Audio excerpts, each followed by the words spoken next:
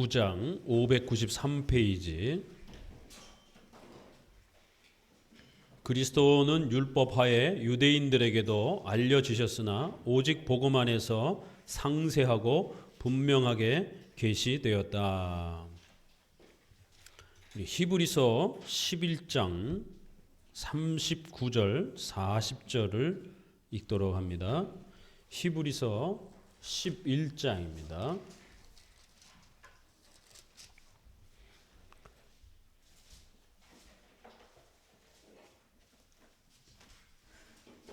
39절 40절입니다.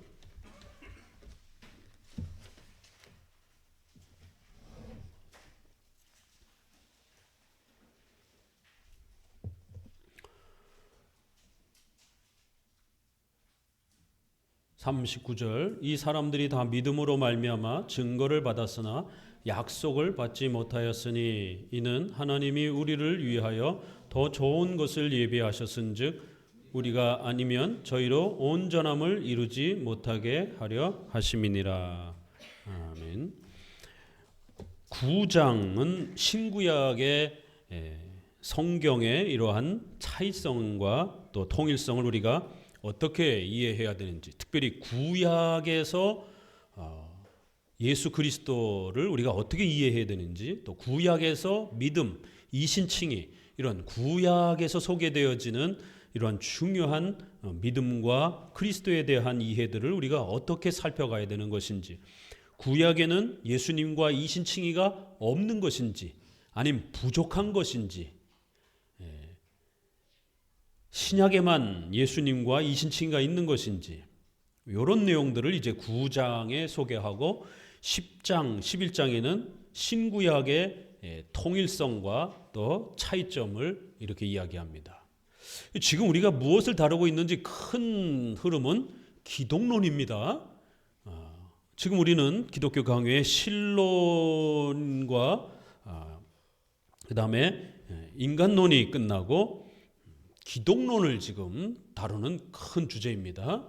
그 기독론을 다루는 데 있어서 지금 십계명, 율법을 계속해서 지금 먼저 소개하고 있는 거예요. 10장, 11장 십계명과 관련된 율법의 이 부분들을 구약으로 소개하고 난 다음에 12장에 가서 본격적으로 예수님에 대한 부분이 소개가 됩니다. 그러니까 지금 우리가 큰 타이틀에서 기독론이라고 하는 예수 그리스도가 누구이신지에 대해서 소개하고 있는데, 율법, 십계명, 율법에 대한 내용을 먼저 칼빈은 거듭거듭 몇 장을 통해서 상당히 많은 분량으로 소개하고 있는 것을 알 수가 있습니다. 율법의 기본적 개념들을 다시 잡아주면서 그리고 본격적으로 복음에 대한, 예수 그리스도에 대한 이야기들을 하기 시작합니다. 그러니까 벌써 16세기에도 예수님을 바르게 이해하기 위해서는 율법의 역할과 의미를 잘 조화해서 이해하도록 그렇게 구성을 해준 것을 볼 수가 있습니다. 율법에 대한 그러한 내용들이라면 우리는 성경론에서도 다뤄야 되는 것인데, 오히려 성경론에서는 기본적인 것만 다루고 십계명과 관련된 율법의 이러한 내용들은 예수님이 소개가 되는 이 복음의 이 부분에서 율법과 복음이 각각의 역할이 무엇인지, 각각 어떻게 서로 조화 관계를 형성하는지를 그렇게 구조를 잡고 설명하는 것을 알 수가 있습니다. 왜냐하면 로마 가톨릭이 인간의 공로와 선행을 통해서, 종교적인 어떤 그러한 노력들을 통해서 그것을 이신칭의에 협력해서 마치 구원이 이루어지는 것처럼 신인 협력주의, 인간의 공로주의를 기초로 해서 이신칭의를 가르쳤습니다. 그리고 제세례파는 구약에는 율법으로 제사로 구원받고 신약은 예수님을 믿음으로 구원받는다라고 이렇게 신구약의 단절성을 너무 지나치게 강조하면서, 또 로마 가톨릭도 신구약의 또 이러한 부분들을, 또 로마 가톨릭은 거꾸로 그거를 섞어버리면서 그래서 로마 가톨릭의 교황과 사제들은 구약의 제사장을 흉내내는 것이에요. 왜 교황과 사제들은 높은 모자와 옷도 화려한 제사장 복장과 같은 그런 화려한 복장들을 입고 지팡이를 들고 이런 또 하얀 안개를 또 이렇게 피우고 이렇게 구약의 제사장 흉내를 내면서 미사, 예배라고 하지 아니하고 미사는 제사라는 말이에요. 이게 구약을 신약과 섞어가지고 구약처럼 행하는 것이에요. 제세례파는 구약을 아예 버려버리고 신약만 강조를 하는 것이에요. 이러니까 벌써 종교개혁 시대 때에 한쪽으로는 구약만 강조가 되고 있고 한쪽으로는 신약만 강조가 되면서 이신칭의가 급격히 깨지는 것이에요. 그래서 칼빈은 성경 전체를 7개의 교리로 구성을 해주면서 특별히 율법과 복음의 구약과 신약의 이 구조와 조화를 우리가 어떻게 이해해야 되는지, 둘 중에 하나를 제거하고 하나를 선택하는 것이 아니라 둘 다 각각의 역할이 있다라는 것. 그래서 그 두 개의 쓰임새를 올바르게 우리가 이해할 수 있도록 그렇게 구성해 주었고, 율법은 율법의 역할을, 또 복음은 복음의 역할을 잘 이해하도록 그렇게 체계를 잡아준 것을 알 수가 있습니다. 결국 이렇게 구약과 신약에 대한 극단적 이해들은 침례교를 통해서, 이 오전 설교랑 겹쳐요. 침례교를 통해서 다시 또 확대가 된 겁니다. 그래서 할례와 유아 세례를 부정하면서 구약의 할례가 신약으로 계승되지 않는 것처럼 결국 구약은 부족하다라고, 구약은 이신칭의와 그리스도가 구약에는 없다라고, 그러니까 구약의 제사들을 신약에 계승할 필요가 없다라고 하는 이제 이러한 극단적 대립으로 신약만 강조하는 형태를 취하는 겁니다. 또 1648년에 캠브리지 선언을 뉴 잉글랜드에서 존 코트니하고 또 영국에서는 토마스 구딘과 존 오헨이 1658년에 사보이 신조를 선언하면서 웨스트민스터 신조를 이렇게 등을 지는, 그러면서 자기들 나름대로의 새로운 교파를 본격적으로 형성을 합니다. 그 전까지는 회중파가 뚜렷하게 교파로 형성되지는 않았습니다. 그러나 신조를 고백하면서 그 목회자들이 그룹으로 모여서 하나의 틀을 갖췄을 때는 하나의 교파가 형성이 되는 것입니다. 침례교도 역시 마찬가지고요. 그래서 침례교 선언을 신조를 발표하면서 또 회중파 신조를 선언하면서 회중파 하나의 그룹이 형성이 됩니다. 오전에 말씀드린 것처럼 회중파의 이러한 또 목회자들은 바로 이 히브리서의 이 말씀을 지나치게 오해해서 결국 신약과 구약의 구조를 대립관계로 보기 시작한 겁니다. 그러니까 로마 가톨릭처럼 섞어서 보는데도 문제가 있는 거고요. 대립을 해가지고 둘 중에 하나를 뜯어내는 것도 문제가 되는 거예요. 그러니까 섞어도 문제가 되고 대립 구조로 봐도 문제가 되는 겁니다. 그럴 때 로마 가톨릭은 섞어서 공로로 칭의가 이루어지는 것처럼 이렇게 오해를 한 것이고, 침례교라든가 또 회중파라든가 또 이후에 등장하는 회중파 신학을 계승하는 이제 감리교가 1700년도에 형성이 되면서 역시 또 대립관계를 형성하면서 신약만 강조를 하는 것이, 결국 20세기에 등장을 하는 오순절파도 결국 순복음계열의 오순절파도 신약만 강조를 하는 것이에요. 구약은 39권으로 훨씬 분량이 많잖아요. 만약 구약이 필요 없다라면 우리가 성경을 많은 부분들을 잃어버리게 됩니다. 그럴 때 우리 장로교 개혁주의는 신약과 구약의 균형을 잘 구축한 겁니다. 그래서 칭의의 부분에 있어서도 하나요 동일하다 이런 표현을 구축한 거고요.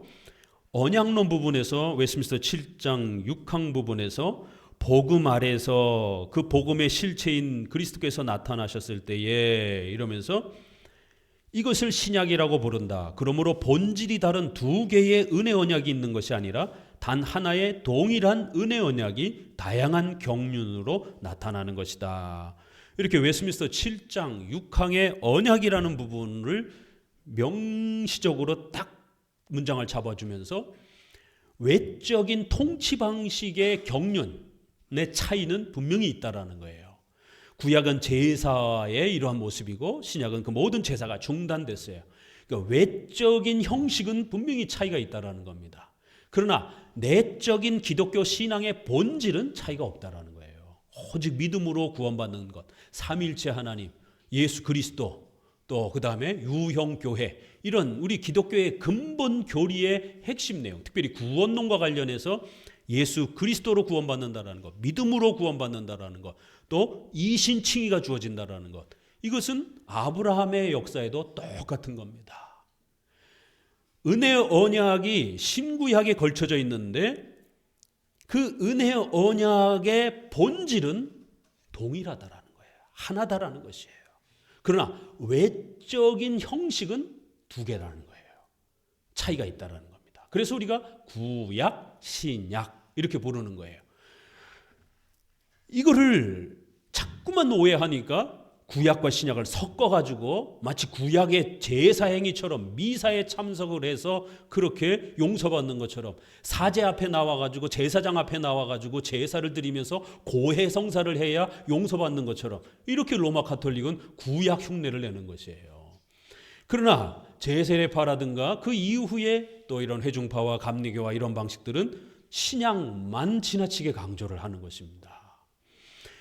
그래서 제가 이러한 구원론 부분에서 성화론과 교회론과 종말론에 있어서는 넓게는 개혁주의를 표방하는 회중파 청교도들이 넓게는 개혁주의의 그러한 또 한 방향을 같이 가곤 있지만 분명히 교파를 서로 달리한다라는 것이에요. 그들이 장로교를 좋아했으면 웨스트민스터 신조를 자신들의 교단적 고백으로 고백하고 그 신조에 입각해서 교회를 세워갔을 것입니다.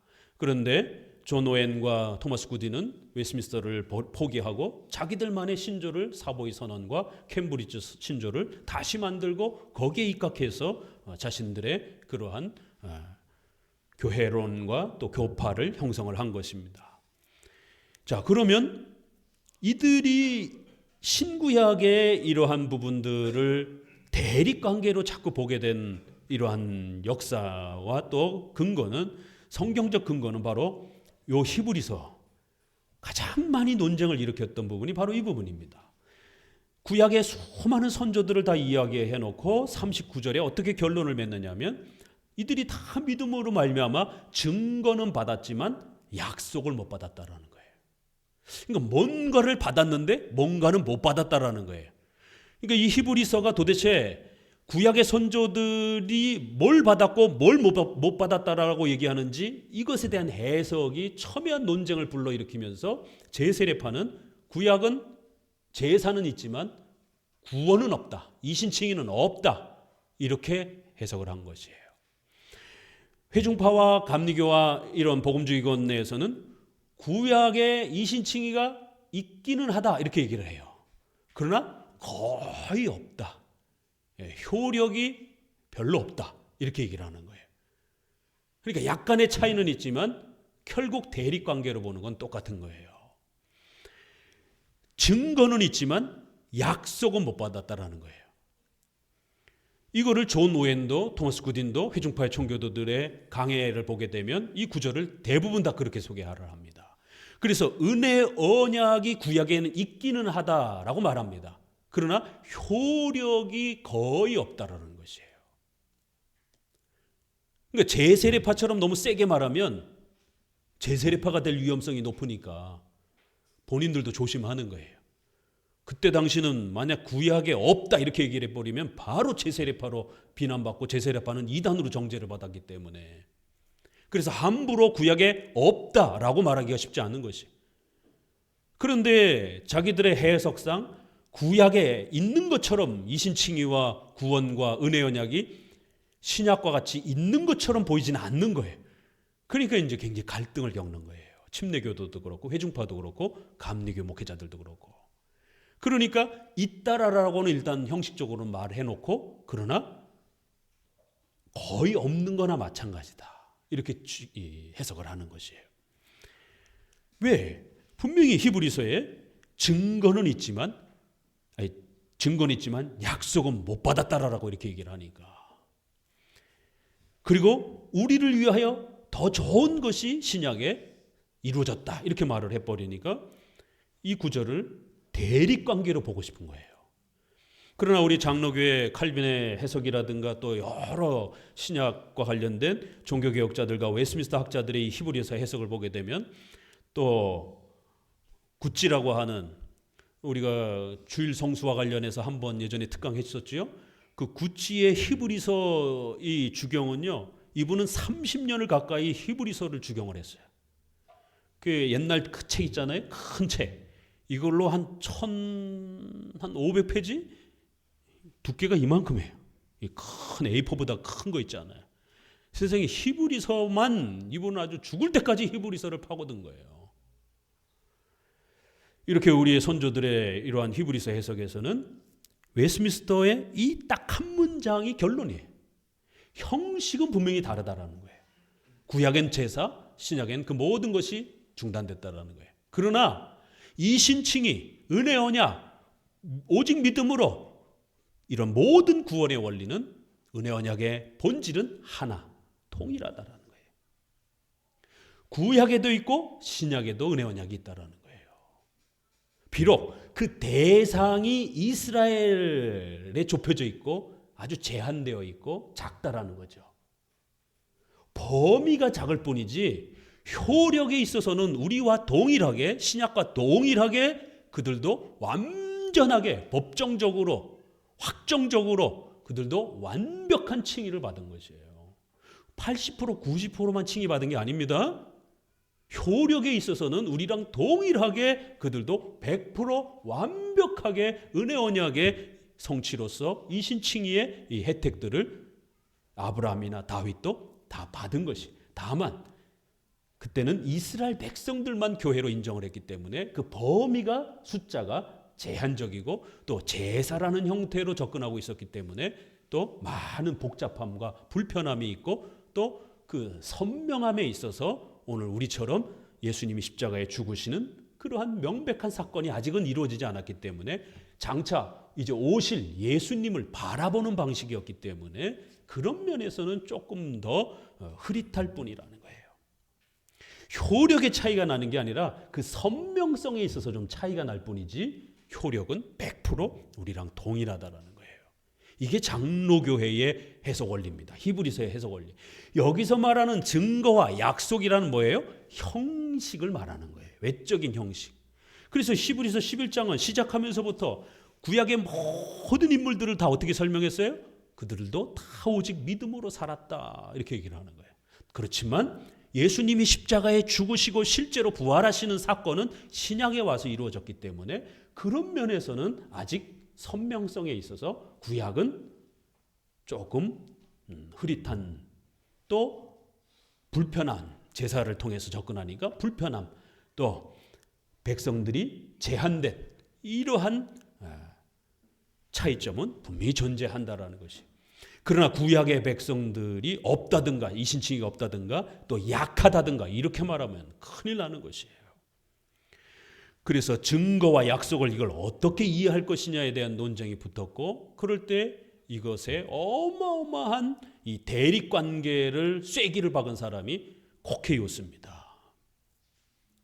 도대체 누군가, 자꾸 중요한 인물들은, 역사 속의 중요한 인물들은 이렇게 좀 기억해 두세요. 한 10번, 20번 듣다 보면 그 사람 이제 좀 감이 올 거예요. 우리 쪽에 있는 중요한 인물, 또 반대쪽에 있는 중요한 인물, 코케이오스. 이 코케이오스가 제세례파의 대립관계를 신학적으로 아주 체계화시키면서 신구약 전체를 그렇게 대립관계로 구축을 한 겁니다. 에임즈의 제자가 둘이 있었는데 하나는 푸치우스라는 제자와 하나는 코케이오스라는 제자. 이 푸치우스는 좀 더 도르트 신조와 웨스민스터와 같은 이러한 전통적인 칼빈주의 입장에 조금 더 많이 열려있는 분이었지만, 코케이오스는 아주 칼빈주의에 대해서, 도르트의 이러한 입장에 대해서 불편한 공격적인 입장을 가지고 있었습니다. 같은 제자인데. 그래서 우리가 에임스는 도르트 총회에 참여해서 고문 역할도 했지만 이분의 신학의 연약함이 결국 제자들에게 더 많은 단점을 일으켰고 결국 그 제자의 제자에게는 더 많은 문제점을 일으키기 시작한 거예요. 그래서 도르트 총회 네덜란드에 참여해서 에임스는 중요한 역할도 했고 또 상당히 귀한 일도 했지만 이분은 알미니안주의에 대해서 일정한 부분은 또 배울 면도 있을 수도 있다라고 이렇게 알미니안주의의 약간의 또 문을 여는 그러한 입장이 있었고 특별히 이러한 신학 부분에 있어서 교리를 기초로 해서 공부하던 전통적 방식에 약간 불편함을 느꼈고 그래서 교리도 중요하지만 삶을 위한 교리, 삶을 위한 신학 이렇게 삶을 이렇게 경건을 뜨거움을 이렇게 더 좀 강조하고 싶은 욕심이 생겼습니다. 그래서 전통적으로는 하나님을 아는 지식, 성경에 대한 교리를 믿는 것 이렇게 다 표현해 왔는데 그건 너무 지식, 교리가 너무 강조되는 표현이다라고 생각하면서 삶을 위한 이런 부분을 뜨거움을 위한 이런 부분들이 자기의 책 제목으로 신학의 정수라고 하는 자신의 조직신학 책 제목에 그렇게 들어오면서 그분이 뭘 생각하고 있는지가 결국 드러납니다. 이러한 신학의 연약함이 결국 그들의 제자들 속에 영향을 끼쳤고 그래서 코케우스라고 하시는 분은 신구약의 대립관계를 더 세게 강조하면서 우리가 신약의 이 뜨거움을 오순절에 사도행전에 이런 폭발적인 이러한 하나님의 역사를 뜨거움으로 더 간직해야 기독교가 훨씬 더 파워풀하고 액티브하고 능력 있고 뜨거운 그런 기독교의 모습이 되지 않겠느냐. 전통적인 이런 교리 중심의 이러한 신앙은 너무 딱딱하지 않을까. 스콜라적이다, 딱딱하다 이런 불편함이 있었던 겁니다. 그렇게 해서 결국 에임스에게서 약간의 그 실수가 단점이 결국 그렇게 흘러갔고 결국 그 코케이우스의 이러한 형태들은 네덜란드의 소위 신비주의와 경건주의를 일으키는 아주 중요한 역할을 1700년에 영향을 끼치는 것이에요. 그리고는 네덜란드 화란의 이러한 그 지역의 활동이었고 이 에임스의 제자들이 뉴잉글랜드로 건너가면서 존 커튼과 뉴잉글랜드에서 에임스의 책을 가지고 회중파 신학을 추구한 겁니다. 그래서 회중파 신학은 에임스는 영국 사람인데 영국에서부터 피난을 가면서 네덜란드에서 프라네커 대학에서 사역하면서 거기서 영향을 끼쳤고 미국 쪽으로는 뉴잉글랜드 지역에 그렇게 존 커튼을 중심으로 해서 회중파 신학이 형성이 되는 겁니다. 그 회중파 신학과 장로교 신학이 처음에는 미국이 영국하고 독립전쟁을 해야 되기 때문에 둘이 싸우지 않고 어쩔 수 없이 연합을 해서 1700년에 이제 미국하고 영국하고 독립전쟁을 하는 것이. 이 초창기에는 이 웨스트민스터를 수용하느냐 안 수용하느냐 가지고 엄청나게 대립을 합니다.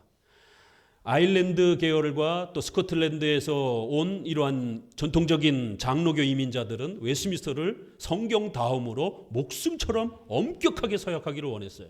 그러나 회중파는 그분들은 신조 자체가 그렇게 중요한 게 아니었습니다. 성경을 스스로 읽는 게 훨씬 더 중요하다고 생각을 했어요. 바로 코케우스가 그렇게 접근을 한 겁니다. 너무 신조, 교리 이런 걸로 딱딱하게 가두어 놓지 말고 성경 그 자체를 보자라는 거예요.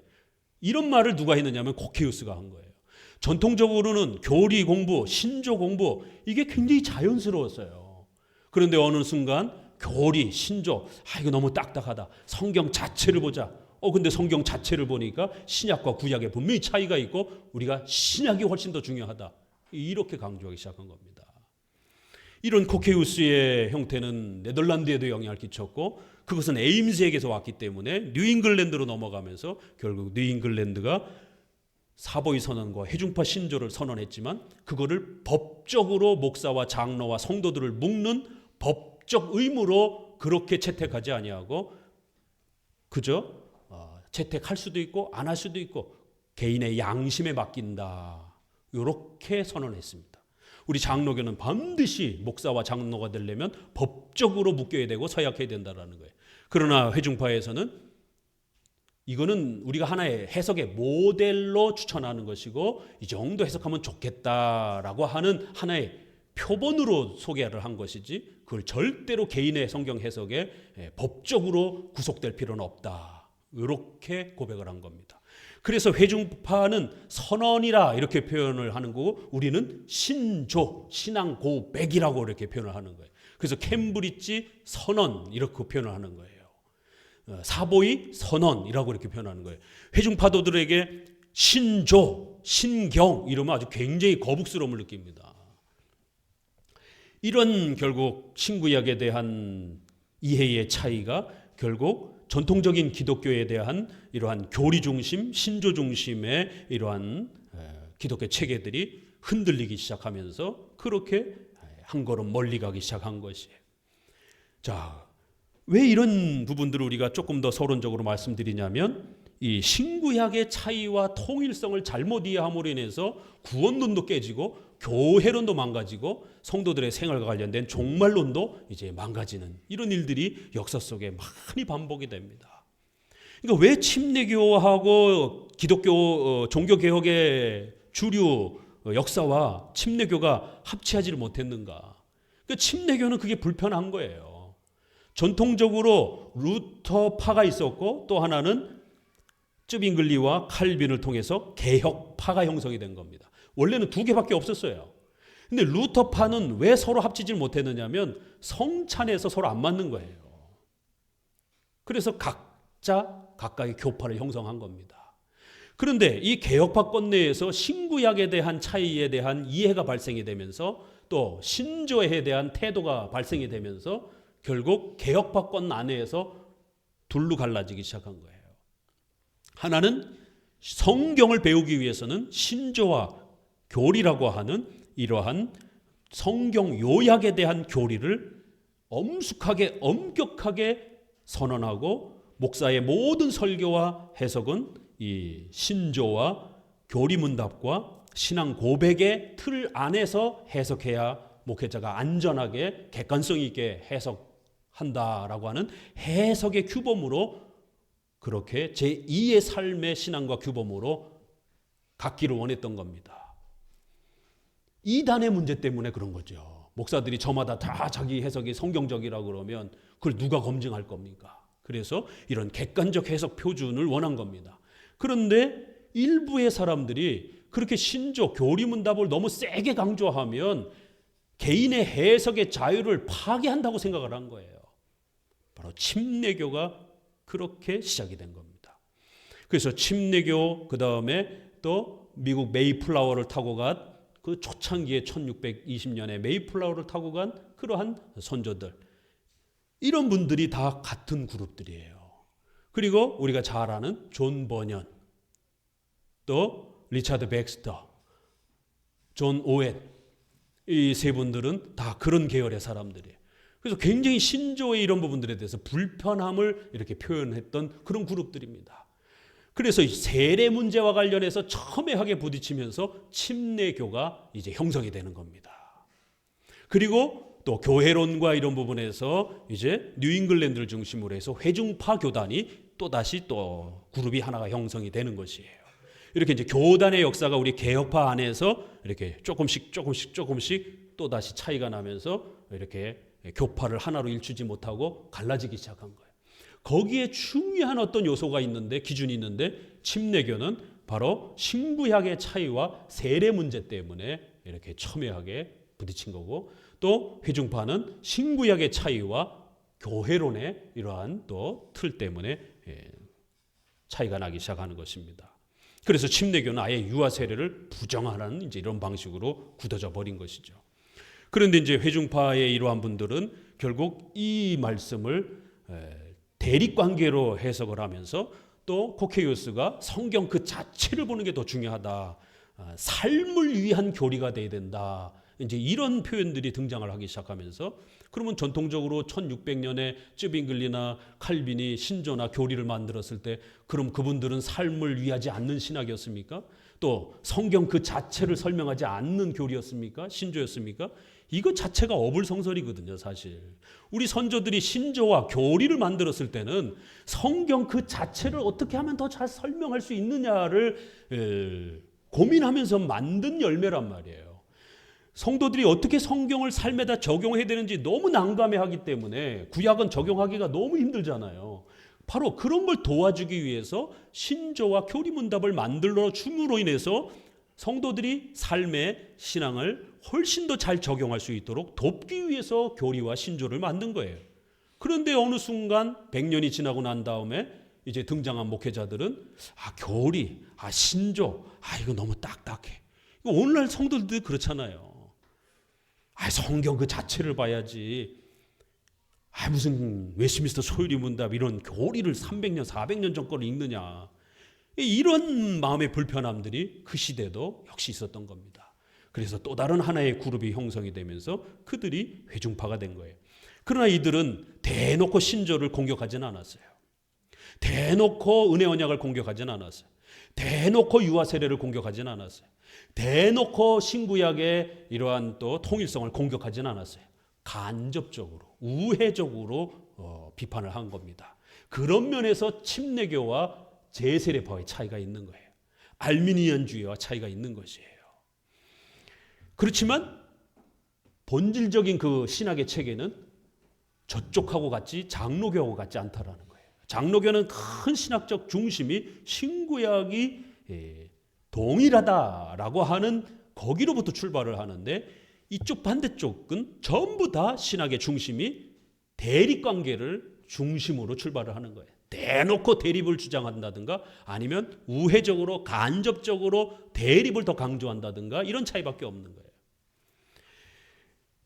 결국 이렇게 신조보다는 성경 그 자체를 보는 게 더 중요하다. 이런 시도들은 결국 후대에 넘어와서 우리가 잘 아는 것처럼 미국에서는 전통적으로 선배들이 다 신조와 웨스트민스터 신앙 고백을 가지고 조직 신학을 가지고 공부하고 목사를 길러냈는데, 게랄드 보스가 성경 그 자체를 보는 게 더 중요하다라고 하면서 성경 신학을 프린스턴 대학에서 만든 겁니다. 본인 스스로가 서문에 보게 되면 자신의 신학 원리와 체계는 코케우스로부터 많은 체계를 가지고 왔다라고 스스로 밝힙니다. 결국 이 게랄드 보스는 메이첸, 머레이, 박형룡, 박윤선 박사님의 선생님이에요. 그런데도 이분의 신학의 약점이 결국 에임스의 그 약점이 제자에게로 가면서 더 커져버린 것처럼 게랄드 보스의 이러한 전통적인 신조와 교리를 불편해하는 이러한 마음이 결국 후배들에게 더 엄청난 영향을 끼쳤고, 결국 그분이 쓴 성경 신학이라고 하는 책은 교리를 중심으로 해서 성경을 해석하는 건 좀 딱딱하고 성경 그 자체를 보자라고 하면서 성경 자체를 볼래니까 너무 많은 주제들이 막 쏟아져 나오잖아요. 그러니까 언약을 중심으로 해서 보는 게 좀 더 쉽겠다. 그래서 성경 신학을 언약 신학이라고 부르는 거예요. 그 은혜 언약을 중심으로. 그럼 그 은혜 언약은 뭐예요? 차이성을 중심으로 보는 거예요. 결국 게럴드 보스의 이 은혜 언약에 대한 성경 신학도 신구약의 차이성을 좀 더 강조하는 방식으로 접근하는 입장입니다. 결국 이러한 방식들은 로이드 존스에 와서도 그대로 계승이 되면서 로이드 존스도 대놓고 차이가 있다라고 말하진 않지만 분명히 일치성은 있을 수 있다. 그러나 구약은 굉장히 드물다, 약하다. 그래서 유아 세례를 부정하는 것입니다. 구약의 이러한 구원의 역사에 대해서 아주 부정적으로 이렇게 보는 입장입니다. 자, 이 39절, 40절에 대한 해석이 이렇게 엄청난 신구약에 대한 오해와 또 목회자들의 많은 실수를 불러일으키면서 결국 신구약의 이신칭의와 은혜 언약의 일치성 하나를 중심으로 해서 보는 관점과 또 대립관계로 보는 구약에는 형식적으로는 있지만 신약에만 그 효력이 훨씬 더 세게 존재한다라고 이렇게 또 약하게 말하는 방식을 포함해서 결국 대립관계를 방식으로 보는 형태들이 또 많이 등장을 하게 됩니다. 역사 속에. 그래서 우리가 웨스트민스터가 이렇게 훌륭하다라는 거예요. 그 많은 복잡한 이 은혜 언약을, 신구약을 어떻게 이해할 것인가 수많은 해석들이 있는데 그 중에 웨스트민스터는 본질은 하나요, 형식과 경륜은 두 개다. 그래서 구약, 옛 언약, 새 언약 얼마든지 그렇게 번역할 수 있다라는 거예요. 그러나 우리가 구언약, 옛 언약 그러면 이거 옛날 거네, 신약이 더 좋다, 이런 느낌이 잘못하면 들 수 있잖아요. 그러나 그 형식이 옛 언약, 새 언약이지 본질은 동일하다라는 겁니다. 증거와 약속은 형식의 차이를 말하는 것이지 본질의 차이를 말하는 게 아니에요. 그래서 이런 부분들을 다시 한번 율법과 복음의 각각의 그 역할을 우리가 어떻게 이해해야 되는지, 특별히 율법에 있어서 이 은혜 언약을 설명을 할 때에 구약의 이렇게 또 형식과 신약의 형식, 또 복음 아래에서 또 은혜 언약을 설명을 할 때에 구약적 형식과 또 신약적 형식의 또 이런 부분들을 잘 이해하면서 신구약을 읽어야 된다는 겁니다. 이 신구약의 이러한 차이성과 공통성을 잘못 이해함으로 인해서 발생되는 수많은 구원론의 이러한 엄청난 그 파괴들이 역사 속에 어마어마하게 등장했다라는 것이. 그래서 이제 10장, 11장에 통일성, 신구약의 통일성을 먼저 설명을 하고 그 다음에 차이성을 설명해 주는 것입니다. 그리고 나서 이제 복음을 본격적으로 설명을 하는 것이에요.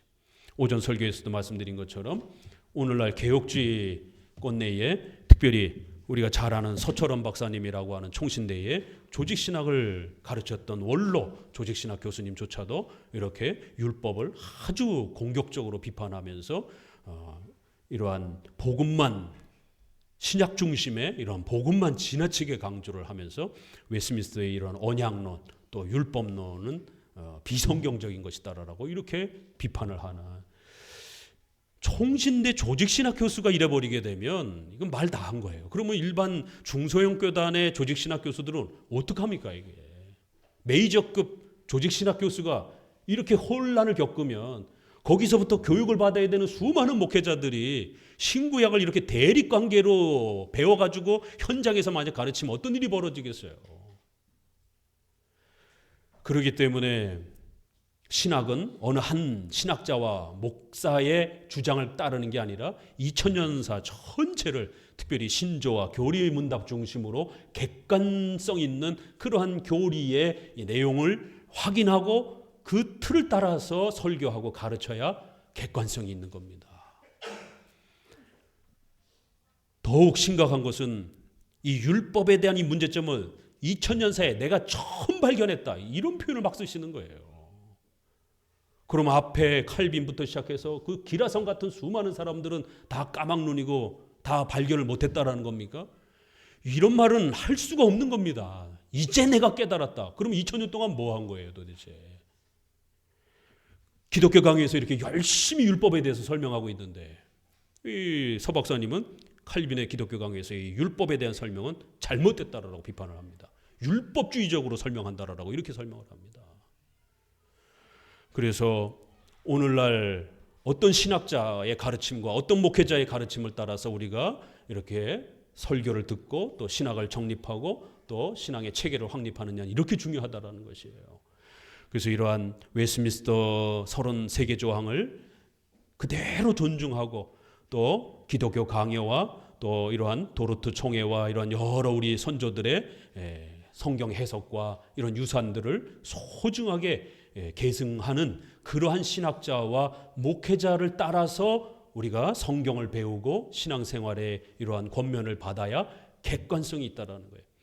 결국 큰 굵직한 것에서는 차이가 안 나지만 세밀하게 성도들의 삶을 권면할 때는 일선교회에서는 결국 이 신구약 전체를 목회자가 어떻게 이해하느냐에 따라서 성도들이 필요한 옳고 그름에 대한 OX에 대한 세부적인 규범들을 목회자가 권면하는 겁니다.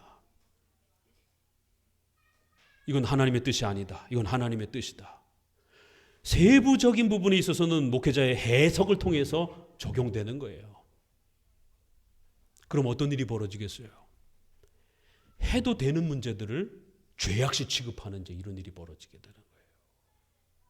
하면 큰일 나는 일들을 갖다가 그거 해도 돼, 괜찮아, 이런 일이 벌어져요. 왜요? 성경에 명시적으로 그런 내용이 없기 때문에 그 큰 기준점을 가지고 목회자가 성경 해석을 통해서 그 시대에 필요한 그러한 규범들을 권면해 줘야 되는데, 오늘 우리 시대에 이런 4차 산업에 대한 문명과 관련해서 다양한 부분들, 또 의료 혜택과 관련해서 우리가 쏟아지는 이런 다양한 부분들, 또 문화와 관련된 이런 여러 가지 내용들, 이거 결국엔 다 그 개교회의 목회자가 이렇게 하라 저렇게 하라라고 권면하는 그 권면에 따라 살게 돼 있습니다.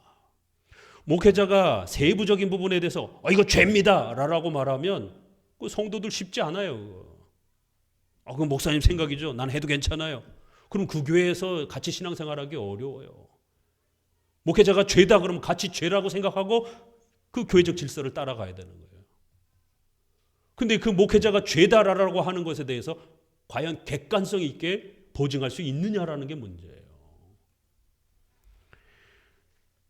최근에 이런 엄격주의, 금욕주의 계열의 이러한 해중파 청교도들이라든가 하이퍼 칼비니즘이라든가 이러한 교회들의 문제점을 거듭 말씀드리는 게 굉장히 과격주의, 일반 은총을 아주 공격적으로 비판하는 이제 이런 태도를 갖다 보니까 성도들의 일상생활과 의식주와 관련된 또 이런 투자 행위라든가 이런 여러 가지 코로나 사태 때 또 이런 문제들, 의료 문제들 보지 않았습니까?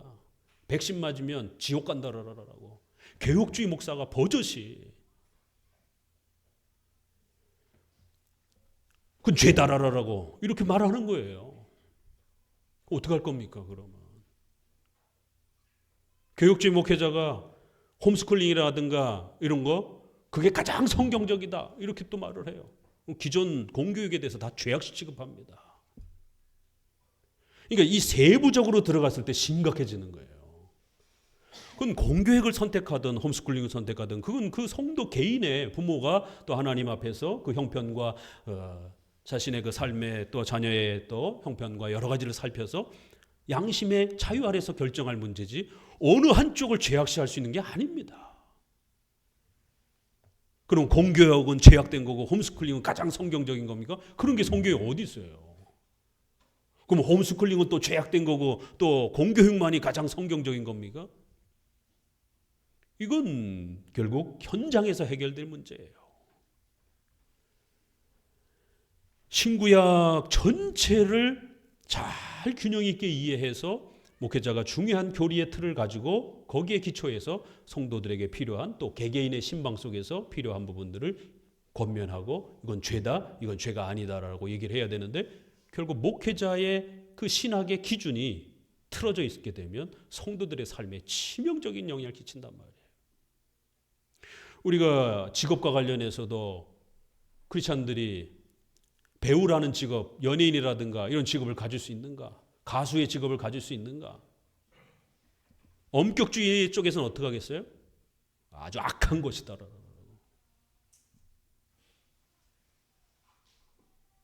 직업 선택에 있어서도 심각한 일이 벌어지는 거예요. 우리 자영업 하는데 술 문제와 관련해서 굉장히 예민하잖아요.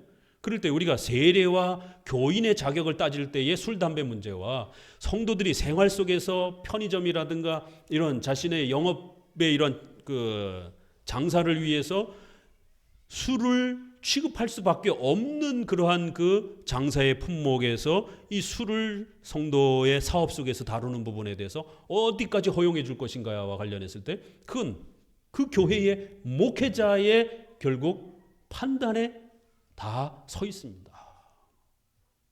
그러면 그 교회 성도가 다른 교회 목회자한테 권면을 듣고 장사하겠냔 말이에요. 결국 자신이 속한 교회의 목회자한테 물어볼 텐데 그 목회자가 과격주의에 빠져 있으면 그 죄입니다. 어떤 술이라도 절대로 우리 주변에 요만큼도 등장해서는 안 됩니다. 그러면 집에서 비린내를 제거하기 위해서 소주를 음식에 사용하고 또 성찬식에서 우리가 포도주를 사용하는데 어쩔 겁니까 이게? 근데 실제로 인터넷에서 개혁주의 목사라고 하는 분들이 그 죄악이다라고 이렇게 아주 확 선을 긋는 분들이 있습니다. 이건 다 신구약의 이러한 이해로부터 출발이 되는 거예요. 그럴 때 우리 장로교회는 이렇게 신구약 전체의 본질의 통일성을 기초로 해서 7개의 신조와 교리문답의 교리에 구축을 하고 그러한 교리의 틀 위에서 목회자가 목회적 설교를 통하여 세부적인 부분들은 큰 울타리 안에서 벗어나지 않는 범위 내에서 일정한 방향을 가지고 그렇게 옳고 그름을 판단해 주면서 목회를 이끌어가는 것입니다. 그러니까 이렇게 성경을 우리가 어떻게 접근하고 이해하느냐에 따라 또 율법과 복음을 어떻게 이해하느냐에 따라 우리 성도들의 신앙의 문제뿐만 아니라 성화의 문제에 있어서 수많은 문제들이 자칫 잘못하면 금욕주의와 과격주의로 치닫는 이러한 일들이 벌어집니다. 세속주의도 문제지만 그렇다고 해서 과격주의 형태로 이런 형태도 항상 우리가 조심해야 된다라고 말씀을 드렸습니다.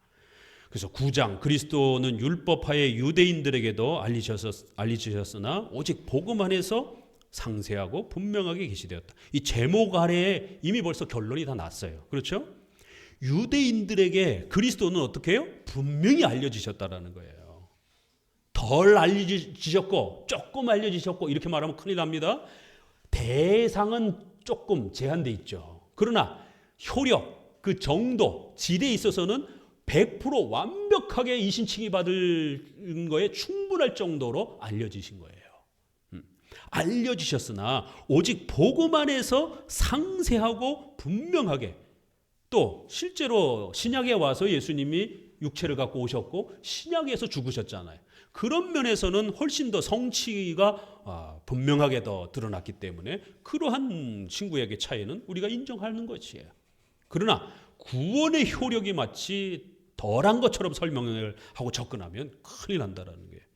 이게 뭐 그게 그거인 것 같지만 이건 엄청난 차이를 나타내는 것입니다.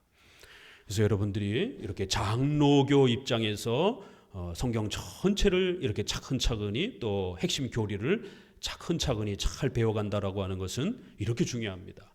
이신칭의에 있어서도 우리 장로교의 이신칭의가 훨씬 건강한 거예요. 그래서 훨씬 쉽고 빠르게 구원에 이렇게 정확하게 접근할 수 있는 겁니다. 이단은 아니지만 감리교나든가 회중파의 이러한 이신칭의는 상당히 부족한 거예요. 그러니까 성도들이 구원에 접근을 하면서도 굉장히 어렵고 또 접근하고 나서도 무슨 자꾸 회심 체험, 무슨 회심 준비론, 또 무슨 제2 성령 세례 그런 게 있어야 자기가 구원받았는지 안 받았는지 명확하게 뭐 갖는다 이러니까 자꾸 헷갈리는 거예요. 나는 그런 거 없는데 그럼 난 아직 구원 못 받은 것인가? 그럼 구원 중에 있는 것인가? 이런 막 혼돈이 찾아오는 거예요.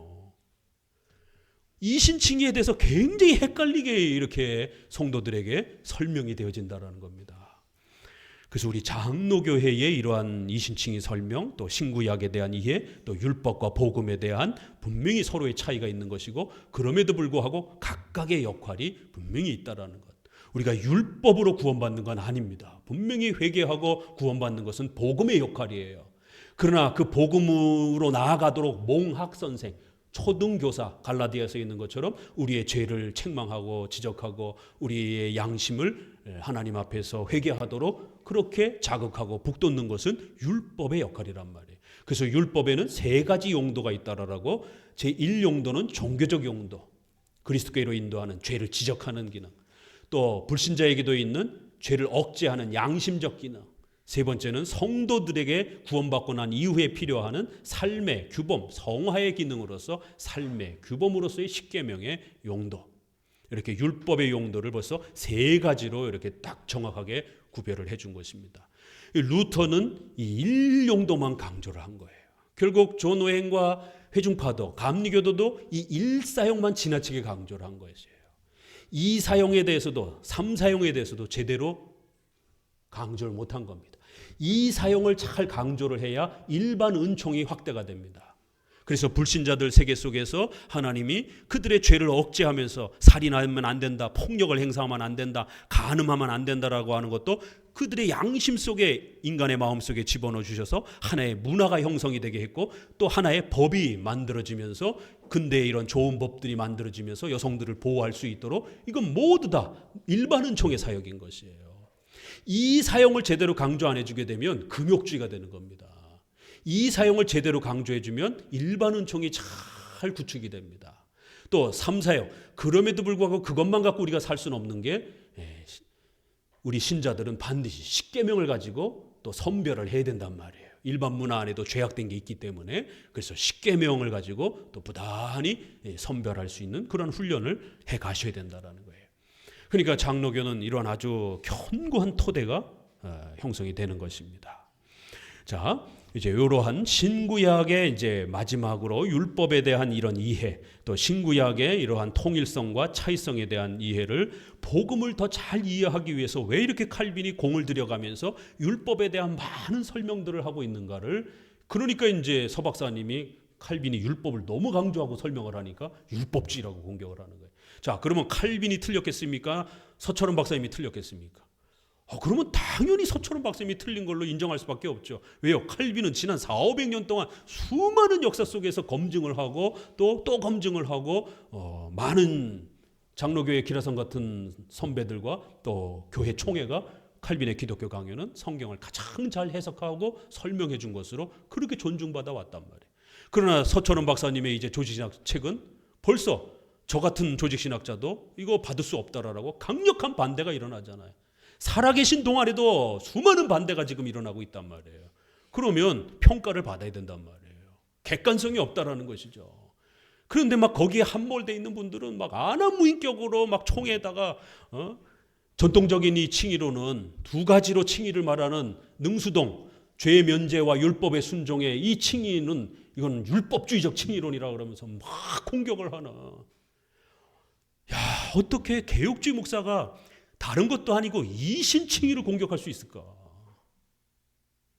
이건 목사가 되기 위해서 신학교에 들어가서 MDB 기초과정만 공부해도 다 나오는 내용들이에요. 저도 지금 가르치고 있지만 벌콥을 가르치고 박형룡 목사님 걸 가르치고 찰스 하치 거를 가르쳐도 다 나오는 내용들입니다. 근데 이거 다 틀렸다라는 거예요. 이건 내가 2000년 사이에 처음 발견한 거라는 거예요. 그런데 또 거기에 또 옹호하는 많은 분들과 목회자들이 계셔요. 야, 어떻게 목회자들이 이신칭의도 구별을 못할까? 지금 한국 교회는 굉장히 위험한 그러한 상황에 더 돌입해가고 있습니다. 결국 소요리 문답과 하이델베르그 요리 문답과 같은 기초를 공부하지 않고 결국 목회자가 훈련되다 보니까 이런 일들이 벌어지는 것이, 자기가 생각한 게 복음이라는 거예요. 그럼 그게 맞는지 안 맞는지 어떻게 증명할 겁니까? 자, 다시 한번 9장에 이러한 그리스도가 구약에 신약에 어떻게 드러나는가, 분명히 차이는 있어요. 그러나 본질이 차이가 있는 것처럼 이렇게 설명하면 안 된다라는 거예요. 구약에는 분명히 예수님의 인성은 없어요. 신약에만 예수님의 인성이 있는 겁니다. 분명히 이것도 차이잖아, 그렇죠? 그리고 신약에서만 예수님이 죽으신 거예요.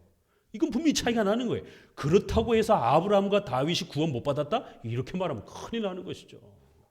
아브라함과 다윗의 자손 예수 그리스도. 아브라함은 믿음의 조상 이렇게 말을 하는데, 자, 그래서 이제 칼빈의 설명을 따라서 한번 보면은요, 그리스도의 은총은 예상되었고 계시되었다. 이랑 신약 사회의 유리한 점 같이 한번 읽어봅니다. 옛날에 하나님께서 속죄 의식과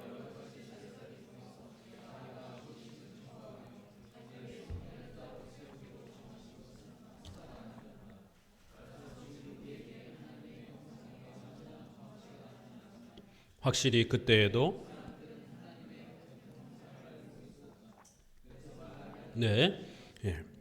하나님께서는 옛날에 제사 의식을 가지고 많이 가르치셨다라는 거예요.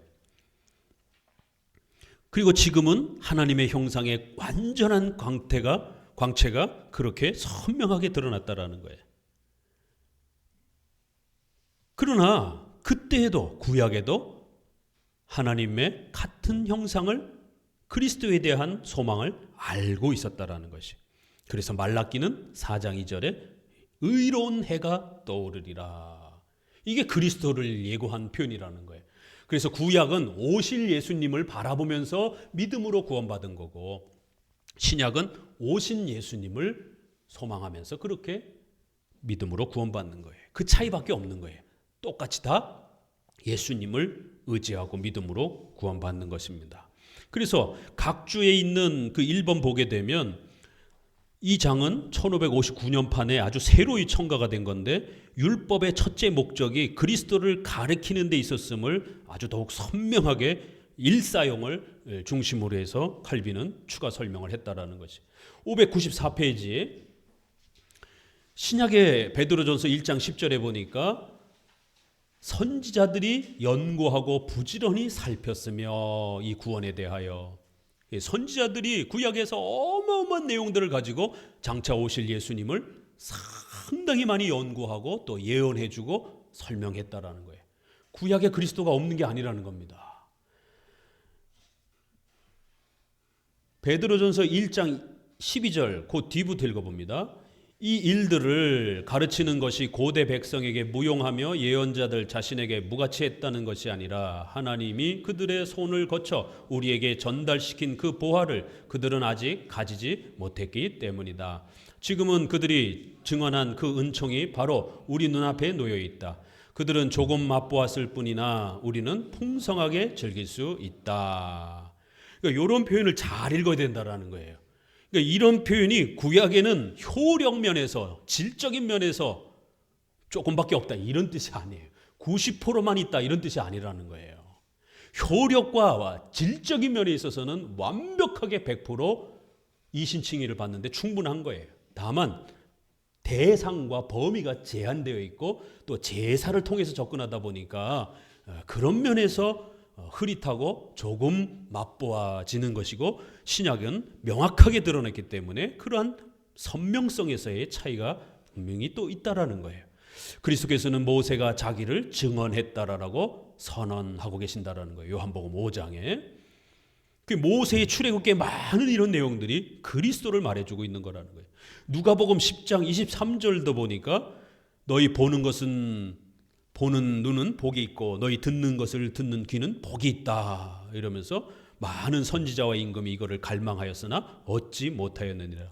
이 구절도 잘 읽으셔야 되는 거예요. 이 뒷구절을 제세례파라든가 회중파라든가 감리교는 봐라, 많은 선지자와 임금이 갈망했으나 얻지는 못했다라고 본질이 없는 것처럼 이렇게 읽어버리면 큰일 나는 거예요. 그런 뜻이 아니라 대상이 제한되어 있기 때문에 많은 사람들이 참여하지 못한 것이죠. 참 이 성경 해석이라는 게 이렇게 종이 한 장 차이예요. 요한복음 8장 56절에 아브라함이 그리스도의 날을 보고 기뻐했다 이런 표현도, 또 쭉 내려오셔서 요한복음 1장 18절 그 뒤부터 같이 읽어봅니다. 그리스도의 강림 이전에 죽은 경건자들은 그리스도에게서 빛나는 지식과 광명에 참가하지 못했다는 뜻이 아니라 그들의 처지와 우리의 처지를 비교함으로써 그들이 희미한 윤곽을 잠깐 엿본 그 신비들이 우리에게는 밝히 나타났다고 가르치는 것이다. 히브리서 1장 1절 2절을 이렇게 설명하는 거예요. 옛적의 선지자들로 여러 부분과 여러 모양으로 분명히 가르쳐 주셨다라는 거예요. 예수 그리스도를. 그리고 신약에는 아들로 예수님의 십자가의 죽으심과 그 성취로 더 선명하게 말씀해 주셨다라는 거예요. 그러나 구약에도 분명히 다양한 방식으로 가르쳐 주셨다라는 거예요. 옛날 유대인들에게는 알려지셨다는 뜻이다. 이렇게. 고린도전서 10장 4절에 그러한 광야의 이러한 모습을 갖다가 그리스도께서 광야의 백성들을 인도하셨다라고 이렇게 얘기를 하잖아요. 반석에서 물을 마셨다, 그리스도를 마셨다라고 이렇게 말한단 말이에요. 그러니까 신약에서도 구약을 설명할 때 없다 이렇게 말하지 않는단 말이에요. 구약에도 다 그리스도를 마시고 그리스도가 그 광야에서 그렇게 구름 기둥과 불 기둥으로, 그 누구냐? 그리스도라고 말한단 말이에요. 그리스도가 그렇게 불기둥과 구름기둥으로 그렇게 나타내 주신 것이, 여러 형태로 나타나고 여러 모양으로 때로는 천사의 모습으로도 나타나시기도 하시고 그리스도의 활동은 다양한 방식으로 나타납니다. 595페이지 밑에서 여섯째 줄, 그러나 옛날에는 희미하게 그림자 가운데 나타나셨다. 그러므로 대낮인데도 보지 못하는 자들은 배은망덕과 타락은 더욱 가증하고 비열하다. 그래서 구약에도 이렇게 비록 부족하나마 이렇게 하나님을 바라봤는데 오늘날 예수님이 십자가에 죽으시는 것이 더욱 선명하게 나타났는데도 그리스도를 제대로 찾아가지 못하는 자들의 죄악은 더 크다라는 거예요. 2항까지만 보도록 합니다. 복음은 이 계시된 그리스도를 전파한다. 그런데 그리스도의 신비를 분명히 나타내는 것이 복음이라고 나는 생각한다. 디모데전서 4장 6절에 믿음의 교훈 이런 표현을 보면 이제 율법에서 하나님이 죄를 거저 용서하심으로써 사람들과 화해하시겠다고 자주 약속하시는 것은 모두 복음의 일부분으로 여겨진다는 것을 나는 물론 인정한다. 이렇게 해서 율법 안에서도 그리스도로 나아가도록 많은 희미한 빛들을 율법이 소개하고 있다는 거예요. 그러나 더욱 선명하고 분명한 것은 복음 자체에서 드러난다는 거예요. 따라서 복음이라는 말을 넓은 의미로 해석해야 될 때는 하나님이 옛날 족장들에게 베푸신 자비와 아버지 같은 후의에 대한 증언들도 복음에 포함된다. 같이 읽습니다. 그러나 더 높은 의미에서는 그리스도에게서 계시된 은총을 선포하는 것이 복음이다. 그래서 율법과 복음은 분명히 또 각각의 차이점과 역할이 있다는 것이에요. 그러나 절대로 대립관계로 보면 안 된다는 겁니다. 그래서 복음의 시작, 이러한 마가복음 1장 1절의 이런 표현들, 맨 아랫줄, 즉 복음은 새롭고 특별한 종류의 사절이며 이 사절을 통해서 하나님이 그 약속하신 일을, 약속하신 진상이 아들에게서 실현되리라는 것을 실행하셨다라고 가르친다. 고린도 후서 1장 22절부터 그 뒷부분부터 읽습니다. 그러나 그리스도께서 우리의 구원 전체를 그 육신으로 완전히 성취하셨으므로 실제의 이 산 계시가 새롭고 특이한 찬양을 받는 것이 마땅하다. 그러면서 야곱이 창세기 28장에 보게 되면 사닥다리에 천사들이 오르락 내리락 하는 이러한 장면도 그리스도의 그러한 장면이었고, 그리스도께서도 요한복음의 이 장면을 자기에게 적용을 하시는 것이에요.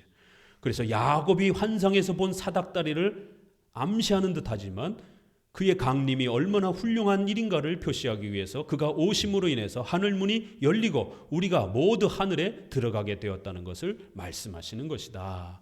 그래서 그 사닥다리 자체를, 하늘과 땅을 이어주는 게 바로 그 사닥다리였잖아요. 그 사닥다리를 타고 이렇게 천사들이 오르락 내리락 하는 것을 야곱이 그렇게 보는 것이에요. 그래서 그 사닥다리를 그리스도로 이렇게 표현하기도 하고, 또 더 나아가서는 그 하늘문이 열렸다라는 것을 또 그렇게 강조하기도 한다라는 거예요. 이렇게 신구약에서는 구약의 많은 설명들이 바로 그리스도를 나타내는 것으로 신약 자체에서 엄청난 설명들이 따라 붙는다라는 거예요. 그렇기 때문에 절대로 구약과 신약을 대립관계로, 또 율법과 복음을 대립관계로 보면 안 된다라는 것입니다. 참 이 주제가 굉장히 어려운 주제고, 이 율법과 복음에 대한, 특별히 율법의 이러한 은혜 언약의 또 이러한 차이성과 통일성을 어떻게 이해하는 것이 중요한가가 결국 교파를 나누게 되는 엄청난 신학적 주제가 역사 속에 또 그렇게 나뉘어졌다라는 것을 또 우리가 생각하면, 이러한 설명들 하나하나를 잘 배워가면서 우리 장로교적인 그런 율법관, 또 우리 장로교적인 은혜 언약에 대한 이해, 이러한 또 복음에 대한 이신칭에 대한 정확한 이해, 이런 부분들을 다시 한번 배워가면서 아주 분명하게 정립해 두셔야 됩니다. 그리고 이런 부분들을 우리 자녀들에게 어려서부터 조금씩이라도 이신칭의, 애들이 그 뭘 알겠어요. 그래도 그 단어를 100번씩이라도 부모가 떠들어대야 돼요. 우리가 언어 익힐 때 애들이 알아듣든 못 알아듣든 자꾸 엄마가 이렇게 곁에서 떠들어 주다 보면 어느 순간 말이 탁 트이잖아요. 신앙교육도 똑같습니다. 애들한테 삼위일체의 이신칭이 믿음으로 의롭게 된다, 이런 거를 계속해서 떠드는 거예요. 그러면 처음엔 못 알아들어요. 그렇지만 어느 순간에 아이가 확 그게 깨우쳐집니다. 그러면 애가 성경을 읽을 때 재미를 느끼게 돼요. 성경이 이해가 되기 시작하는 것이에요. 그러면 그 아이의 영혼이 성경을 읽으면서 하나님을 찾게 되고 바라보게 되는 이런 놀라운 역사가 일어나는 겁니다. 그래서 우리 부모들은 교리 교육으로 아이들을 신앙교육으로 승부를 걸었지, 무슨 그림 가르쳐 놓고 사과가 그려놓고 하와 그려놓고 그거 어떻게 설명을 합니까? 원죄를. 이신칭의를 어떻게 설명을 할 거예요? 그림으로. 불가능합니다. 이신칭의를. 최고의 화가가 등장을 해도 이신칭의 그림으로 설명 못합니다. 그래서 문답으로 이렇게 설명하는 것이에요. 기도합니다. 하나님 감사